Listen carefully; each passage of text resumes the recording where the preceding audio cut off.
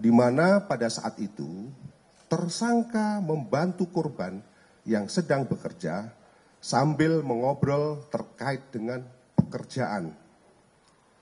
Namun, pada saat melakukan pembicaraan atau pada saat ngobrol, tersangka merasa tersinggung karena korban merasa acuh ataupun mengacuhkan obrolan daripada tersangka.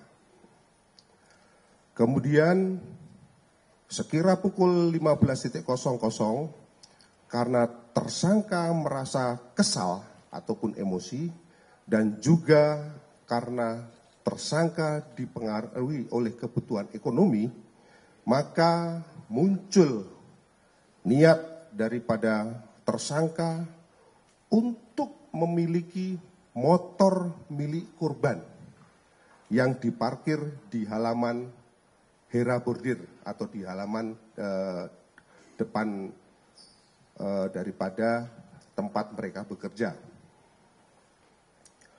Kemudian selanjutnya tersangka sempat mengecek motor milik korban yang terparkir di halaman depan Hera Bordir. Namun motor tersebut tidak terdapat kuncinya. Sehingga niat daripada tersangka untuk menguasai motor tersebut belum terlaksana. Kemudian tersangka kembali ke dalam berpura-pura untuk membantu pekerjaan korban. Tidak lama kemudian, di saat korban lengah, secara tiba-tiba tersangka menyikut sekuat tenaga kepala korban ya dengan menggunakan sikut ya, artinya dengan menggunakan sikut sebelah kanan dan mengenai tengkuk sebelah kanan. Jadi disikut ini mengenai sebelah tengkuk daripada korban yang mengakibatkan kepala korban membentur meja bordir. Ya, jadi akibat sikutannya itu kepala korban membentur meja bordir.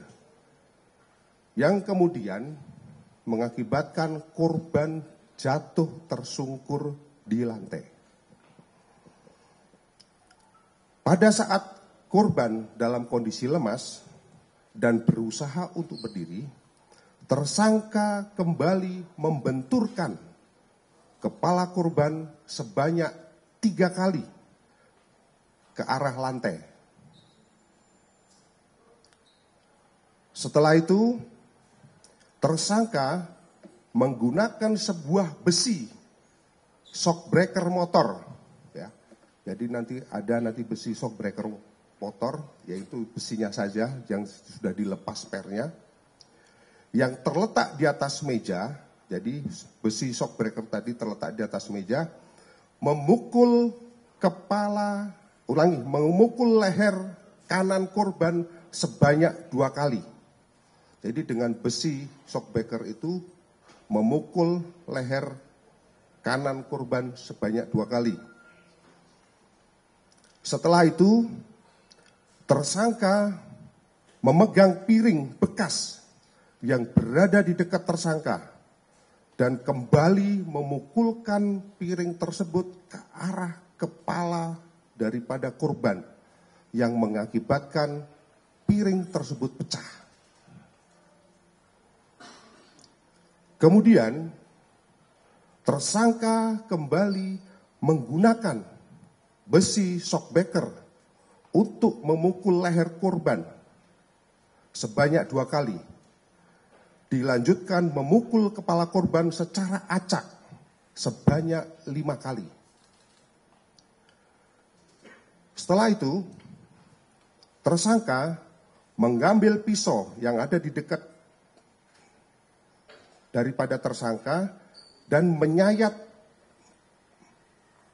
pada bagian ibu jari, kemudian jari tengah kanan, dan jari tangan sebelah kiri daripada korban dengan maksud ataupun dengan tujuan untuk memastikan bahwa apakah korban itu masih keadaan hidup atau sudah meninggal dunia.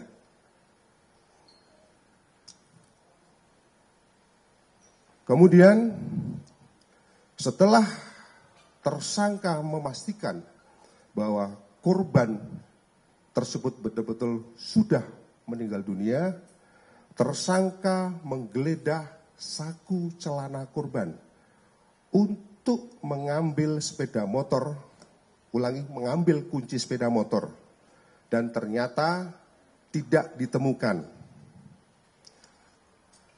Selanjutnya,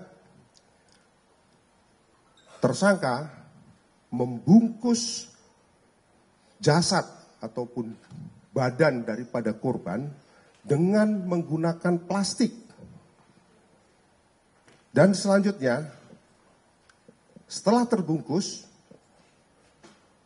dengan plastik, kemudian dimasukkan ke dalam karung dan dilakukan penjahitan terhadap karung.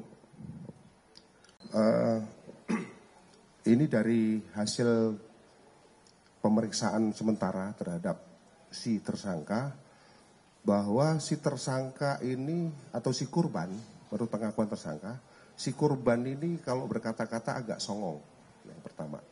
Yang kedua, bahwa si korban ini merasa pinter.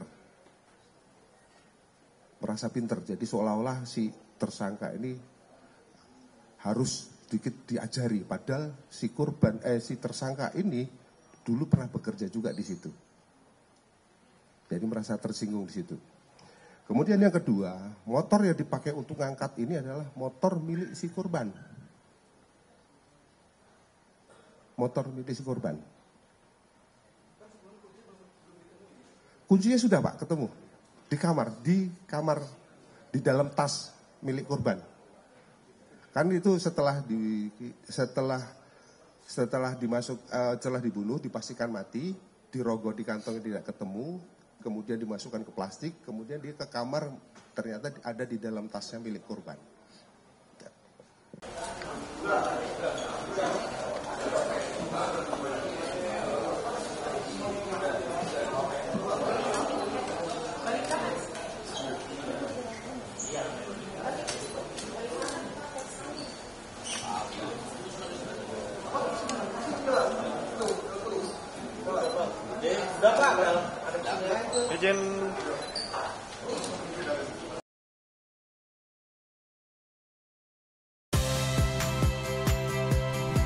Saya Audrey Chandra, saksikan program-program Kompas TV melalui siaran digital, pay TV, dan media streaming lainnya. Kompas TV, independen, terpercaya.